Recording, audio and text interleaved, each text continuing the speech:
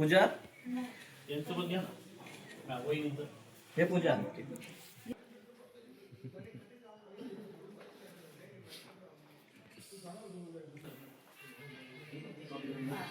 की मी माझ्या वैयक्तिक व्यवसायाच्या कामामुळे मी नगरपालिकेच्या इलेक्शनमध्ये या कुठल्याही पक्षामध्ये मी भाग घेतला नाही.